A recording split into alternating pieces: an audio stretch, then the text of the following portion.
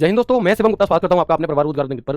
उम्मीद करता हूं आप सभी अच्छे होंगे, बेहतरीन होंगे, जिंदाबाद होंगे, एकदम शानदार होंगे। एक बार आप सभी प्यार साथी बताएंगे आप सभी कैसे हैं। Very very very good afternoon, Radhe Radhe, जय श्री कृष्णा, जय हिंद, जय मां सरस्वती। सभी दोस्तों को सभी प्यार साथी क्लास से जुड़ जाएंगे, बताएंगे आप सभी कैसे हैं और क्या मेरी वॉइस और वीडियो आप सभी तक प्रॉपर तरह से पहुंच पा रही है या नहीं। एक बार सभी साथी सभी दोस्त कंफर्म करेंगे, फिर शुरू करते हैं हम अपनी एक शानदार एक बेहतरीन एक लाजवाब क्लास को, जो कि रहने वाली है आपके यहाँ पर ईमेल, जो कि रहने वाली है आपके यहाँ पर ईमेल का पार्ट 1। तो एक बार सभी दोस्त जुड़ जाएंगे आज के हमारे नए टॉपिक के साथ। अगर मैं नंबर ऑफ क्वेश्चन की आपसे बात करूं तो 1 से 3 क्वेश्चन तक आपसे यहाँ से पूछे जा सकते हैं। एक अच्छा टॉपिक है, एक शानदार टॉपिक है, एक आसान टॉपिक ये आपका है। क्यों है आसान? क्योंकि इसमें कई सारी चीजें ऐसी होती हैं जो कि आपकी डेली लाइफ से जुड़ी हुई हैं, जैसे कि चैट क्या होता है, जैसे कि आर्चिव चैट क्या होता है, जैसे कि अटैचमेंट क्या होता है। तो काफी सारी चीजें आप जानते होंगे, नहीं जानते तो मैं आपको बताऊंगा और इस तरह से ये चैप्टर हम करेंगे कि आपको बहुत आसान लगेगा। तो बिल्कुल एक बार सभी दोस्त जल्दी जल्दी से क्लास से जुड़ेंगे। बीना चौरसिया जी हैं, पूनम जी हैं, नितिन जी हैं, चुन्नू बाबू जी हैं, सुनीता जी हैं, ऑल क्लियर, बहुत बढ़िया। सभी दोस्त जल्दी से जुड़ जाएंगे। Mukesh, Amit, Ritesh, comment, Rajni, Puja, कुंदावा।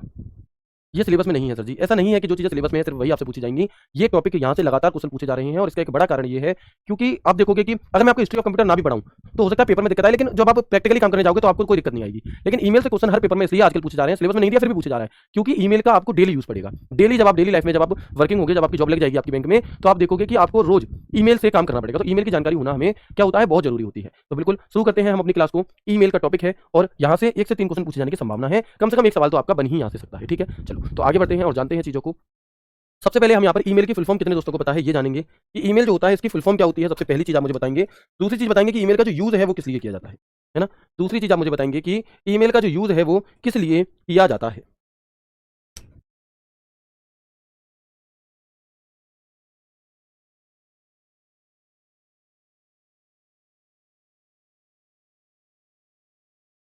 Very good, I don't know, कई दोस्तों को नहीं पता, जिन्हें पता है अच्छी बात है, नहीं पता कोई बात नहीं। तो आप देखेंगे जो ईमेल होता है इसकी फुल फॉर्म होती है आपकी इलेक्ट्रॉनिक मेल।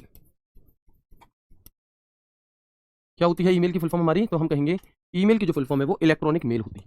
ठीक है, इलेक्ट्रॉनिक मेल यानी कि जो पुराना समय था, अगर मैं आपसे बात करूं कि पहले के टाइम का राजा महाराजाओं वाला जो समय था, आज से सैकड़ों साल पहले, तो उस टाइम पर अगर किसी को कोई संदेश भेजना होता था तो आपने मूवीज में खूब देखा होगा कि चिट्ठी भेजी जाती थी, है ना। सबसे पहले शुरुआत में क्या है कि एक सिपाही जाता था घोड़े पे और वो चिट्ठी लेकर के वो संदेश लेकर के जाता था, है ना। जैसे कि हनुमान जी अंगद गए थे, आपके हनुमान जी गए थे, अंगद गए थे आपका रामायण में, आपको पता होगा। तो बिल्कुल वैसे होता था पहले के टाइम पे। फिर धीरे धीरे चीज अपडेट हुई तो भैया कबूतर को सिखा दिया गया, चील कौए अपने मुंह में ले जाकर के देने लगे संदेश को, है। फिर और चीजें जब अपनी जनरेशन में आकर के अपडेट हुई तो क्या करने लगे कि बॉल गेंद जो होती है उसे फाड़ा, उसमें ऐसे चिट्ठी फंसाई और किसी की छत पे फेंक दी। पता चला वो जिसकी छत पे फेंकी उसकी बजाय बगल वाली आंटी की छत पे चली गई। अब आंटी मनी मन खुश हो रही है और अंकल जी गुस्सा हो रहे हैं कि बताओ कितने बदतमीज लड़के हैं। तो भैया चिट्ठी भेजने के बहुत अलग अलग तरीके थे प्राचीन काल में, अलग अलग टाइप से। लेकिन आप देखोगे कि वर्तमान में अगर आपको किसी से कोई बात कहनी है तो आप क्या करते हो, तो मैसेज कर देते हैं तुरंत। तो इस मैसेज से भी पहले क्या होता था, या अगर मैं ऑफिशियल तौर पर बात करूं तो ईमेल का प्रयोग वहां पर किया जाता है। किसका प्रयोग किया जाता है? आपका ईमेल का प्रयोग, यानी कि इलेक्ट्रॉनिक मेल का प्रयोग वहां पर आपका किया जाता है। तो किसी इलेक्ट्रॉनिक संदेश को अगर भेजना है, संदेश को भेजने के लिए और इलेक्ट्रॉनिक तौर पर भेजने के लिए हम किसका प्रयोग करेंगे? ईमेल का प्रयोग करेंगे।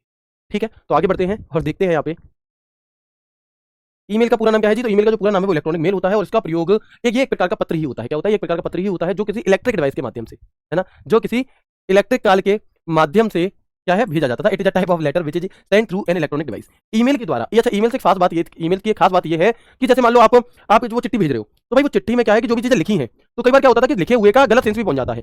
अब एक अच्छा शब्द ही क्या है, 3-4 तरीके की फीलिंग हमें देता है। एक आपके एक कह देंगे अच्छा, एक कहेगा अच्छा, तो भाई सामने वाला तुमने तो अच्छा लिख दिया, सामने वाला उसे कैसे पढ़ रहा है वो डिपेंड करता है। तो इससे क्या है कि कई बार मिसअंडरस्टैंडिंग भी हो जाती है ना। आप लोगों की व्हाट्सएप पे जब आप चैट करते होंगे किसी से तो लड़ाई भी हो जाती है कई बार कि तूने ऐसा कैसे कह दिया, वो कहेगा नहीं मेरा ये मतलब नहीं था, लाइन तो वही लिखी लेकिन कहने का अंदाज भी अलग होता है। तो ईमेल से ये फायदा है कि आप वॉइस रिकॉर्ड, आप कोई ऑडियो भी भेज सकते हो, आप कोई वीडियो भी भेज सकते हो, आप कोई फाइल भी भेज सकते हो। जैसे अगर तुम्हारी जब नौकरी लग जाएगी और तुम्हें बायोडेटा भेजना है अपना, तो भैया बायोडेटा फाइल भी आप यहाँ पर भेज सकते हो, अपनी कोई पीडीएफ भी भेज सकते हो। तो ये सभी चीजें आप भेज सकते हैं इसके द्वारा, ईमेल के द्वारा। तो यही बात यहाँ पर लिखी गई है कि all can be send by audio video picture image zip file document files PDF ETC. तो इसके ईमेल के द्वारा audio video picture image zip file document files आदि सभी की सभी चीजें हम यहाँ पर क्या कर सकते हैं, भेज सकते हैं। ठीक है, तो आप देखेंगे यहाँ पर आपसे क्वेश्चन पूछा जाएगा, स्टेटमेंट बताओ दिए गए 4 ऑप्शन में से कौन सा स्टेटमेंट सही है या दिए गए 4 ऑप्शन में से कौन सा स्टेटमेंट सही नहीं है। तो पहला स्टेटमेंट दिया जाएगा कि ईमेल के द्वारा हम ऑडियो वीडियो तो भेज सकते हैं लेकिन पीडीएफ नहीं भेज सकते। ठीक है, इसके बाद आप देखेंगे, ठीक है ना। इसके बाद हम यहाँ पर देखेंगे अगले में कि आपसे कहा गया कि हम ऑडियो भेज सकते हैं, पीडीएफ भेज सकते हैं लेकिन वीडियो नहीं भेज सकते। तीसरा स्टेटमेंट हमें दिया गया है कि हम ऑडियो वीडियो पीडीएफ सब भेज सकते हैं। तो अब इसका आंसर क्या निकलेगा? पहला और दूसरा स्टेटमेंट गलत है, तीसरा सही है। तो इसे स्टेटमेंट वाइज आपसे चीजें पूछ ली जाती हैं। जिप्ड फाइल क्या होती है? जैसे कोई फाइल है, मान लो वो फाइल बड़ी फाइल है ना, मान लो वो फाइल 40 MB की है और मेल से जब हम फाइल भेजते हैं तो वो 25 MB तक की जाती है। तो उस फाइल को कंप्रेस करके भेजा जाता है। उस कंप्रेस की फाइल को एक तरह से जिप्ड फाइल कह देते हैं। ठीक है, तो यहाँ तक की बात क्लियर है, कोई दिक्कत तो नहीं है आपको? बहुत ही इंटरेस्टिंग टॉपिक है ये आपका। तो एक बार मुझे बताएंगे यहाँ तक की बात क्लियर है, कोई दिक्कत तो नहीं है? आगे बढ़ते हैं और इसके इतिहास के बारे में थोड़ी सी बात करते हैं। तो जो ईमेल है आपका, इसका जो फॉर्मेट है वो शुरुआती टाइम पे 1970 में शुरू मतलब बना लिया गया था। क्या बिल्कुल सर, आप साइड हो जाए, बिल्कुल बहन में साइड हो गया। लीजिए आप देखेंगे कि email format was prepared in 1970, यानी कि 1970 में इसके फॉर्मेट को बना लिया गया था। लेकिन जब आपसे सवाल पूछा जाता है तो 1971 आता है, क्योंकि ऑफिशियली लॉन्च एक तरह से इसे 1971 में किया गया था। तो ईमेल का आविष्कार सन 1971 में रे टॉमिल्सन ने किया था, और इन्होंने ही रे टॉमिल्सन ने ही सबसे पहले एक ईमेल भेज करके देखा था। और जो ईमेल इन्होंने एक टेस्टिंग के तौर पर भेज करके देखा, तो उसमें इन्होंने क्या लिखा, इन्होंने जो आपके कीबोर्ड की, जो आपके फोन के कीबोर्ड की सबसे ऊपर वाली लाइन है QWERTPOIUI, उसे इन्होंने लिख करके भेज करके देखा था एज अ ट्रायल। ठीक है, तब तो 1971 में सबसे पहला ईमेल 1971 में रे टॉमिल्सन ने भेजा। The first email was sent by Ray Tomlinson in 1971।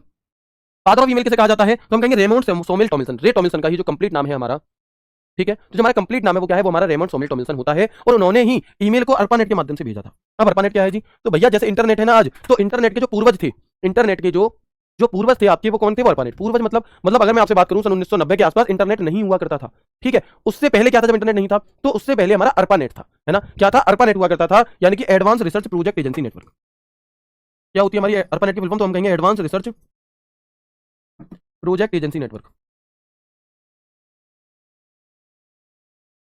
Project agency network, ठीक है। तो क्या होती है आपकी अर्पानेट की फुल फॉर्म, तो हम कहेंगे advance research project agency network होती है ना। He sent email through ARPANET, and ARPANET की फुल फॉर्म आपकी क्या होती है, ये, ठीक है जी। तो पहली कंपनी जिसने ईमेल की सुविधा हमें प्रदान की थी वो कॉम्प्यूसर्व है। अगर आपसे ऐसे क्वेश्चन पूछ ले कि वह पहली कंपनी जिसने क्या की थी, ईमेल की सुविधा हमें प्रदान की थी, वो कौन सी थी, वो कॉम्प्यूसर्व है। अच्छा, ईमेल का आधुनिक स्वरूप, जो फॉर्मेट में हम आज ईमेल को यूज करते हैं, उस पर किसने काम किया था, उसे किसने बनाया था, तो उसे बनाया था आपका शिवा अय्यादुरई जी ने, जो कि भारतीय मूल के एक नागरिक थे। ठीक है, तो ईमेल का आधुनिक स्वरूप एक भारतीय शिवा अय्यादुरई के द्वारा प्रदान किया गया था। The modern form of email was provided by an Indian Shiva Ayyadurai, father of email in India. Bharat में ईमेल का जनक हमें किसे कहा जाता है, तो हम कहेंगे कि शिवा अय्यादुरई जी को कहा जाता है। पहली कंपनी जिसने ईमेल की सुविधा हमें प्रदान की तो आपकी हॉटमेल भी है। आगे बढ़ते हैं इसके बाद, तो एक बार मुझे बताएंगे, इतनी बातें क्लियर हो गई है सर?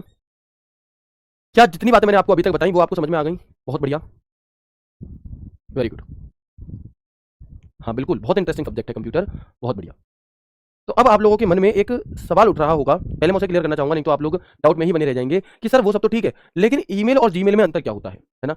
ईमेल और जीमेल में अंतर क्या होता है, बताओ कितने दोस्तों को पता है, और कितने दोस्त ये जानना चाहते हैं कि ईमेल और जीमेल इनमें क्या डिफरेंस है। इस प्रकार से समझेंगे आप कि आधी रात में अगर आपको कोई उठा करके पूछ लेगा ना कि ईमेल और जीमेल में क्या अंतर है, तो आप बहुत प्यार से उसे समझा देंगे और इसे कभी नहीं भूलेंगे, ऐसे समझाऊंगा। तो पहले मुझे बता दो कि ये बात कितने दोस्तों के मन में चल रही है कि ईमेल और जीमेल में क्या अंतर होता है, ये आप एक बार में बता दो। ठीक है सर, आप जवाब नहीं देते भाई, सॉरी, है ना, दिल से सॉरी, बट मैं लाइव क्लास में जवाब नहीं दे सकता। इसलिए नहीं दे सकता क्योंकि तुम्हें जवाब मिलेगा तो तुम्हें तो बड़ी खुशी होगी, लेकिन जो बाकी के हजारों बच्चे हैं इन्हें बोरियत होगी, है ना। तो प्लीज कोई भी आपका सवाल है टेलीग्राम डाउट ग्रुप में पूछे। तो ये सवाल आप में से कई सारे दोस्तों के मन में उठेगा कि ईमेल और जीमेल में क्या अंतर होता है, तो बिल्कुल पहले इस कॉन्सेप्ट को खत्म कर लो, क्योंकि ये सवाल में नहीं पूछा जाए, पेपर में नहीं पूछा जाता, लेकिन नॉर्मली तुमसे कोई भी पूछ सकता है। तुम कहोगे मैं तो कंप्यूटर पढ़ता हूं शिवम सर से, तो भैया वो कहेगा अच्छा बताइए ईमेल जीमेल में क्या अंतर, तो वहीं अटक जाओ, वही मेरी क्या है, आप नक कटा दोगे, तो वो नहीं कटवानी है। तो हम देखेंगे, देखो ईमेल और जीमेल में वही अंतर है आपका, कौन सा, जो अंतर पेस्ट और कॉलगेट या आपका क्लोजअप में है। अब बताओ क्या अंतर है। ठीक है, ईमेल में और आपका ईमेल और जीमेल में वही अंतर है आपका, जो अंतर रिफाइंड और फॉर्चून में है। ठीक है, इसमें है, फॉर्चून में है।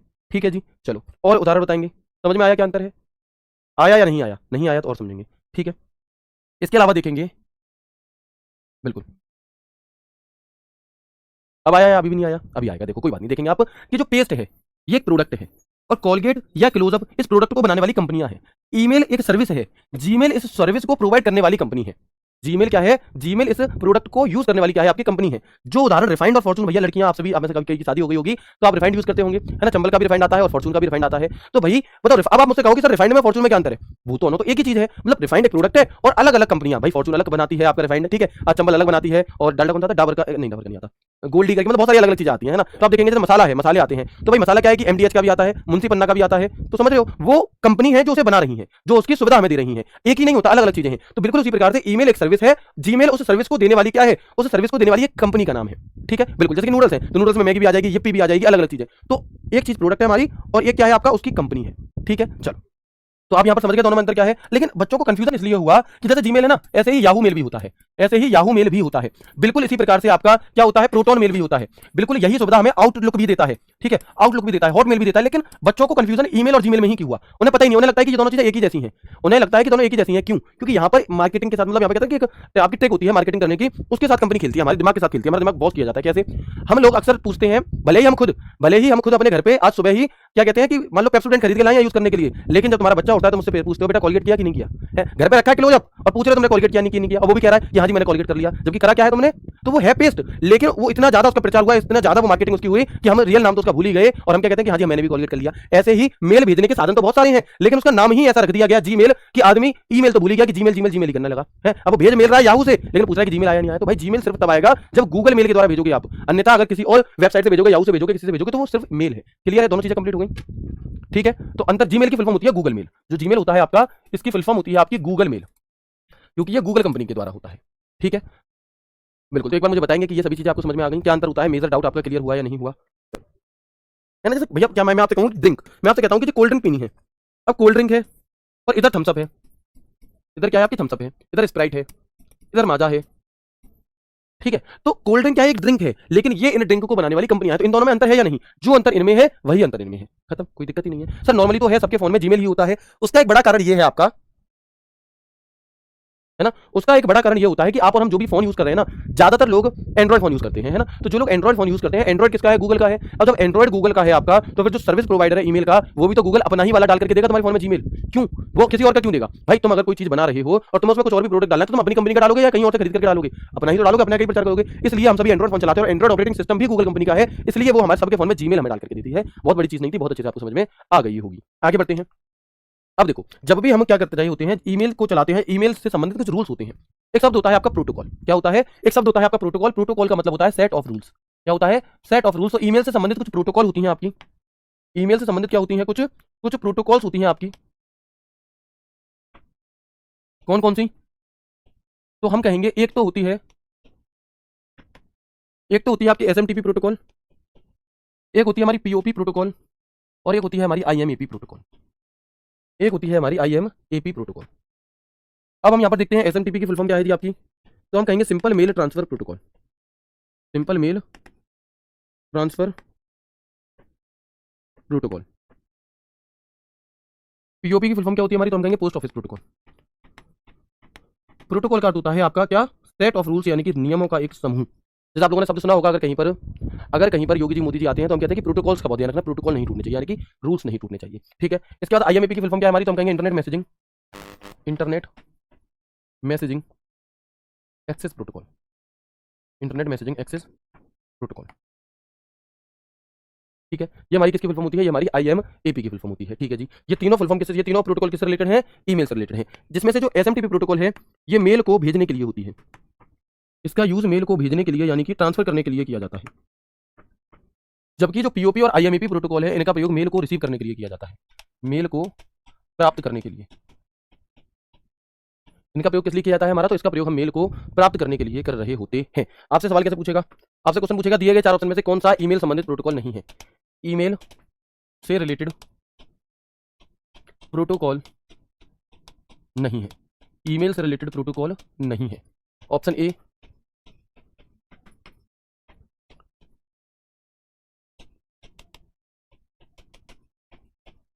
बताओ। तो ऐसे आपसे एक क्वेश्चन यहां से इतनी जो बात जो मैंने आपको बताई पूछ सकता है।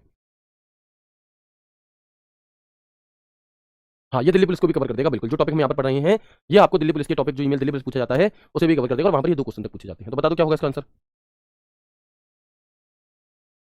पीओपी में तीन क्या होता है, तीन का मतलब होता है तीसरा वर्जन, थर्ड वर्जन। ठीक है, तो हम यहाँ पर कहेंगे जो एफटीपी है, इसका ईमेल से संबंधित नहीं है, क्योंकि मैंने अभी आपको जिनका बताया बस उन्हीं का है। इसकी फुल फॉर्म होती है आपकी फाइल ट्रांसफर प्रोटोकॉल। ठीक है, आगे बढ़ते हैं, इन्हीं प्रोटोकॉल के बारे में जानते हैं। तो जो बातें मैंने आपको वहां बता दी वही बात यहाँ लिखी है, कुछ भी नया नहीं है। तो जो बहन नोट्स बनाती है वो तो ये सब लिखेंगी, लेकिन आप लोग अगर ये चार्ट्स भी अकेला बना लोगे तो आपको जो बातें मैं आगे दिखा रहा हूँ वो लिखने की नीड नहीं पड़ेगी। ठीक है, तो ऐसे थोड़ा सा खुद का दिमाग लगा के नोट्स आप सॉर्ट कर सकते हैं। जैसे कि protocol for sending email, email को भेजने के लिए कुछ प्रोटोकॉल्स, तो कौन कौन सी, एक एसएमटीपी प्रोटोकॉल होती है जिसकी फुल फॉर्म है हमारी सिंपल मेल ट्रांसफर प्रोटोकॉल, और यह एक ईमेल संबंधित प्रोटोकॉल है। अब भाई अगर ईमेल के टॉपिक में आप पढ़ रहे हो तो ईमेल संबंधित तो होगी ही होगी। ठीक है, जिसका प्रयोग कंप्यूटर से दूसरे कंप्यूटर पर ईमेल भेजने के लिए किया जाता है।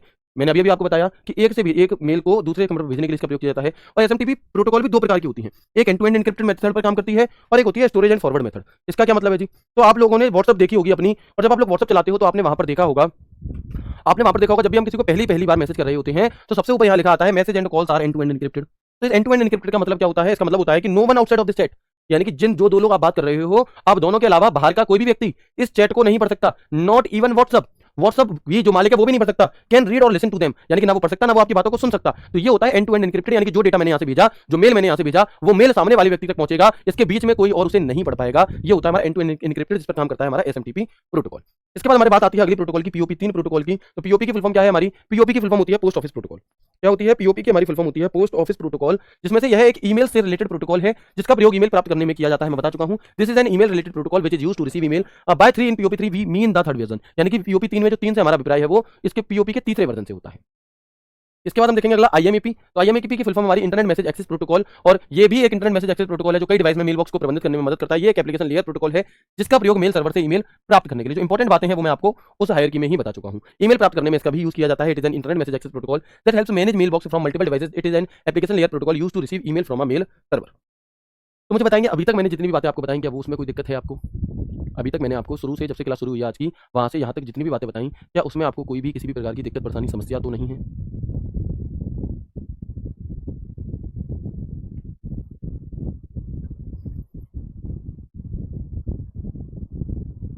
ठीक है, सभी चीजें समझ में आ गई अच्छे से? प्रोटोकॉल क्या होता है भाई? कहाँ थे आप?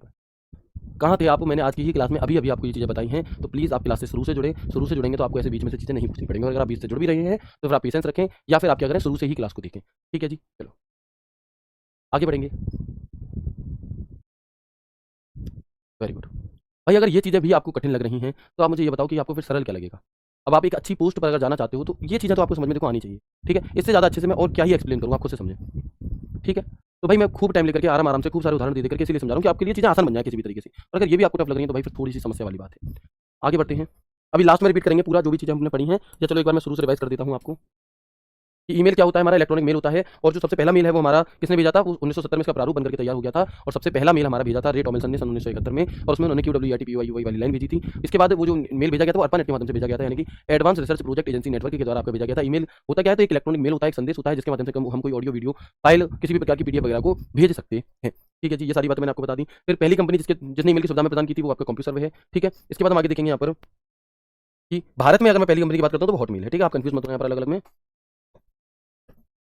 चलो, इसके बाद हमने देखा ईमेल जीमेल का डिफरेंस जो आपके पेपर से रिलेटेड नहीं है। प्रोटोकॉल क्या होता है हमारा? तो प्रोटोकॉल का मतलब होता है सेट ऑफ रूल्स, यानी कि नियमों का समूह। तो टोटल 3 प्रकार की प्रोटोकॉल हमारी ईमेल के अंदर होती हैं, एक एसएमटीपी, एक आईएमईपी और एक पीओपी। एसएमटीपी यानी कि simple mail transfer protocol. Transfer protocol यानी कि ये प्रोटोकॉल बनी ही ट्रांसफर करने के लिए है, इसका प्रयोग मेल को भेजने के लिए किया जाता है, यानी कि ट्रांसफर करने के लिए किया जाता है। पीओपी प्रोटोकॉल यानी कि पोस्ट ऑफिस प्रोटोकॉल, और इसका प्रयोग मेल को रिसीव करने के लिए किया जाता है। और आईएमईपी प्रोटोकॉल यानी कि इंटरनेट मैसेज एक्सेस प्रोटोकॉल, और इसका भी प्रयोग हम मेल को प्राप्त करने के लिए ही कर रहे होते हैं। जो बातें मैंने आपको वहां बताई वही चीजें मैंने यहाँ। तो कोई दिक्कत हो गया रिवीजन एक बार में?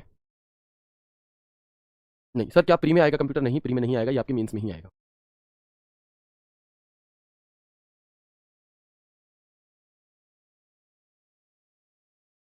Very good. अब हम आगे बढ़ते हैं और ईमेल की संरचना की बात करते हैं, क्योंकि यहाँ से क्वेश्चन पूछे जाते हैं। संरचना इन द सेंस, जो ईमेल आईडी होती है हमारी वो कैसे बनती है? तो आप कहेंगे जो एक ईमेल आईडी होती है ना, वो दो चीज़ों से मिलकर के बनती है। एक होता है आपका यूजर नेम, और एक होता है हमारा डोमेन नेम। एक होता है हमारा यूजर नेम और एक होता है हमारा डोमेन नेम। ठीक है, तो आप देखेंगे कि किसी भी ईमेल के दो पार्ट होते हैं। Any email has two parts. कितने पार्ट्स होते हैं? किसी भी ईमेल के दो पार्ट्स होते हैं, एक यूजर नेम और दूसरा होता है डोमेन नेम। उदाहरण जैसे ये ईमेल एड्रेस है रोजगार@gmail.com। तो आपसे क्वेश्चन पूछ लेता है कि बताओ इस ईमेल आईडी में यूजर नेम कितना है? तो यहाँ से लेकर यहाँ तक का यूजर नेम है, ये हमारा क्या है? ये हमारा यूजर नेम है। और जो @ के बाद का पार्ट है ये हमारा डोमेन नेम है। ये हमारा क्या है? तो ये हमारा यहाँ पर डोमेन नेम है। अच्छा, यूजर नेम और डोमेन नेम के बीच में एक चिन्ह बना हुआ है, एक साइन बना हुआ है आपका, जो @ है। क्या है? जो @ का साइन है। तो ये सवाल आपसे कई बार अलग अलग तरीके से पूछा जाता है कि यूजर नेम और डोमेन नेम को जोड़ने का काम कौन सा सिंबल करता है, या यूजर नेम और डोमेन नेम को अलग करने का जो काम है वो आपका कौन सा सिंबल कर रहा होता है? तो आप क्या कहेंगे? आप कहेंगे भैया जी जो @ का साइन है ये इस काम को करता है। और ये सवाल आपसे दिल्ली पुलिस में पूछा गया। यूपी में एक पेपर होता है, यूपी SSC कराती है, जूनियर असिस्टेंट कनिष्ठ सहायक का। उसका पेपर हुआ था 27 अगस्त 2023 को, और वहां पर एक क्वेश्चन आपसे पूछा गया था कि बताएं यूजर नेम और डोमेन नेम को जोड़ने का काम कौन सा सिंबल करता है? तो हम कहेंगे ये जो @ का साइन है ये इस काम को कर रहा होता है। ठीक है, चलो अब यहाँ पर मैं आपको कुछ वन लाइनर देने वाला हूँ। कुछ वन लाइनर मैं आपके सामने ला रहा हूँ, जिससे कि आप यहाँ पर सीधे सीधे सवालों को बहुत आसान तरीके से कर पाए, है ना? इतनी बात मैंने बताई वो सभी समझ में आ गई? बहुत बढ़िया। ठीक है, अब हम यहाँ पर देखेंगे कि ईमेल एड्रेस में कोई भी रिक्त स्थान नहीं होना चाहिए। इंपॉर्टेंट बात है, यानी कि जो भी मेल आईडी होती है वो ऐसा उसमें स्पेस नहीं होना चाहिए। ऐसे नहीं बना सकते आप कि मैं बना दूं शिवम, फिर जगह दे दी गुप्ता, फिर कह दूं @gmail.com। नहीं, ऐसे नहीं कर सकते। फिर कैसे करना होगा? अगर हमें कोई ईमेल बनानी है तो हमें लगातार लिखना होता है, बिना किसी गैप, बिना किसी स्पेस के, लाइक रोजगार@gmail.com, लाइक रोजगार@gmail.com। ठीक है, तो इस बात को आप यहाँ पर याद रखना ये बात आप याद रखना कि rozgarvedinkit@gmail.com जो है आपका, ये कोई भी मेल आईडी होती है उसमें क्या नहीं होता, उसमें स्पेस नहीं होना चाहिए। अच्छा, किसी भी मेल आईडी में कौन सा सिंबल अनिवार्य होता है, जो होना ही होना चाहिए, तो हम क्या कहेंगे कि यहाँ पर हमारा @ का साइन होना चाहिए। क्या होना चाहिए? @ का जो सिंबल है वो आपका होना चाहिए। ठीक है, आवाज सही नहीं आ रही? आवाज भैया सही आ रही है आवाज, मैंने अपनी तरफ चेक करा ली, सही आ रही है। इसके बाद हमारा एक तीसरा पॉइंट हमें यहाँ पर दिया गया है। पहले दो आपको समझ में आ गया। देखो प्लीज, आपका जो भी सवाल है, जो भी डाउट है, अभी मत पूछो। टॉपिक जैसे ही खत्म होगा आप देखोगे कि सारे डाउट अपने आप आपके क्लियर हो गए, आपके सारे के सारे डाउट क्लियर हो गए। क्यों? तो भैया थंडरबर्ड क्या होता है? भाई मैं इस टॉपिक को छोड़कर के मैं थंडरबर्ड बताने लग जाऊंगा, तो फिर थंडरबर्ड जब बताना होगा तब क्या बताऊंगा, तब इसे बताऊं? ऐसा नहीं कर सकते ना दोस्त, हर चीज का सीक्वेंस है। तो प्लीज क्या करो, जैसे जैसे मैं बता रहा हूँ ध्यान से समझो। .com का क्या मतलब है, छोड़ करके बताएं। थोड़े से समझदार बनो। मैं ऑलरेडी मैंने जितने भी बैच पढ़ाए हैं उन सभी बैचों में सबसे ज्यादा समझदार मैं आपके बैच को मानता हूं। तो ऐसे मत करो, जब क्लास खत्म होगी, जब टॉपिक खत्म होगा, आप देखोगे जो भी डाउट आपके मन में बन रहे हैं वो अपने आप मैंने खत्म कर दिए। ठीक है, तो प्लीज थोड़ा सा पेशेंस रखेंगे। ईमेल आईडी केस सेंसिटिव नहीं होती है, इसका क्या मतलब है? इस लाइन को याद रखना, ये लाइन बहुत जरूरी है ना। इंपॉर्टेंट टिक करेंगे इसे, इसी बंद इंपॉर्टेंट टिक करेंगे इस बात को कि email ID is not case sensitive, reads all the letters big and small alike. ये लाइन क्या कहना चाह रही है आपसे? कि जो ईमेल आईडी होती है वो केस सेंसिटिव नहीं होती। तो मैं दो चीजें यहां पर लिख रहा हूं, क्या केस सेंसिटिव होता है और क्या केस सेंसिटिव नहीं होता। तो आप देखेंगे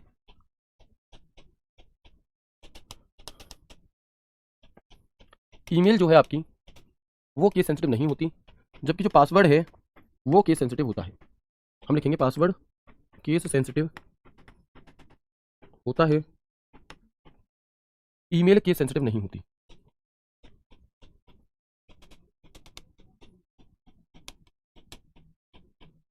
ठीक है, तो अब इन दोनों बातों का मतलब क्या है? जैसे देखो ईमेल आईडी है, मान लो मैंने अभी rozgarvedinkit@gmail.com दिखाई, तो चाहे तो मैं वैसे लिख दूं और चाहे तो मैं ऐसे लिख दूं, जैसे मेरा दिल करे।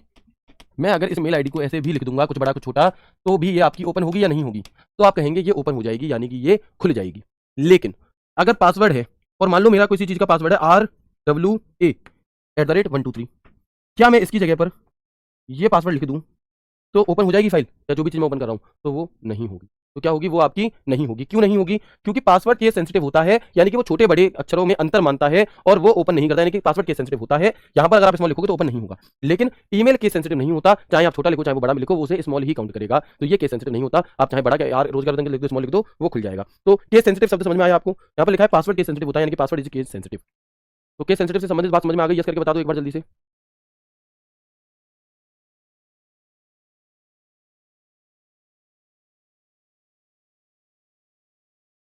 चले, क्लियर है? तो बताएंगे आप यहाँ पर कि दोनों चीजें आपको क्लियर हो गई अच्छे से? यस, आगे बढ़ते हैं। ईमेल आईडी हमेशा अद्वितीय होती है। अद्वितीय यानी कि email ID is always unique. जिस प्रकार से आप लोग यूनिक हैं, है ना, आप देखोगे कि आपके जैसा इस पूरी दुनिया में, पूरे संसार में कोई दूसरा नहीं है। अब ये चीज आप लगा लो कि आपके इतना अच्छा कोई नहीं है, वो चीज आप अपने अकॉर्डिंग देख लेना। तो आप अपने आप में यूनिक हैं।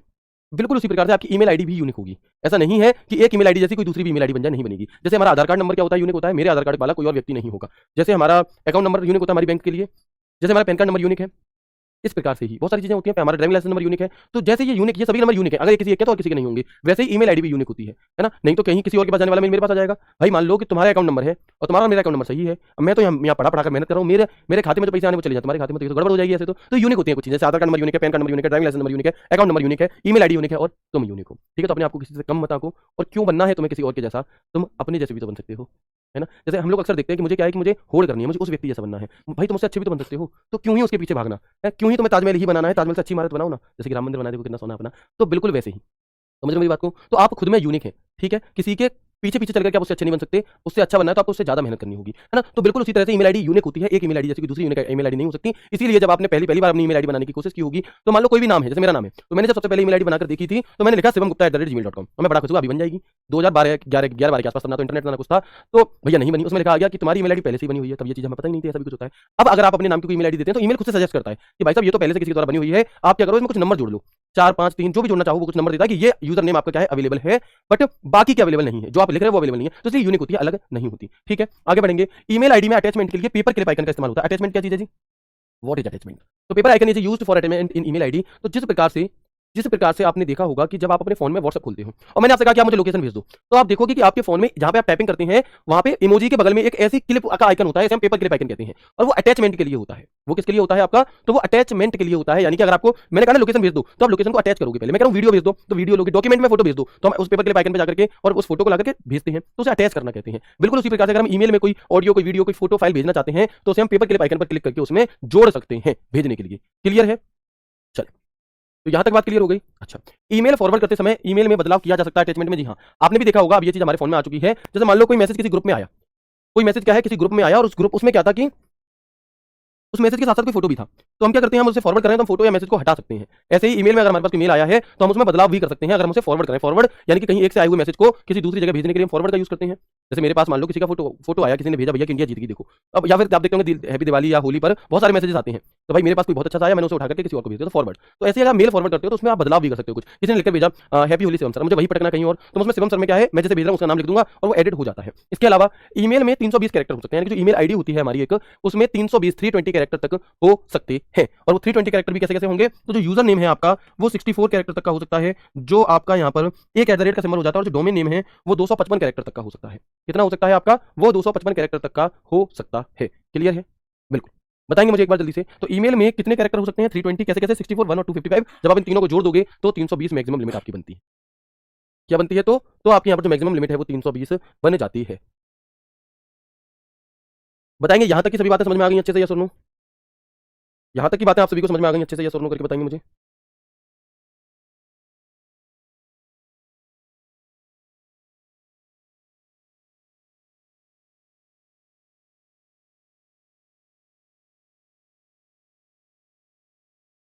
बिल्कुल, हाँ मिल उसे एडिट कर सकते हैं।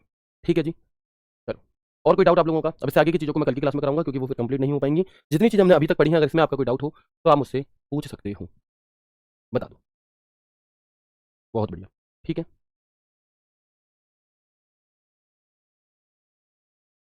बहुत बढ़िया है ना। ईमेल और जीमेल समझ में नहीं आया, क्या समझ में नहीं आया उसमें, आप मुझे बताएं। ऐसा क्या था जो समझ में नहीं आया आपको?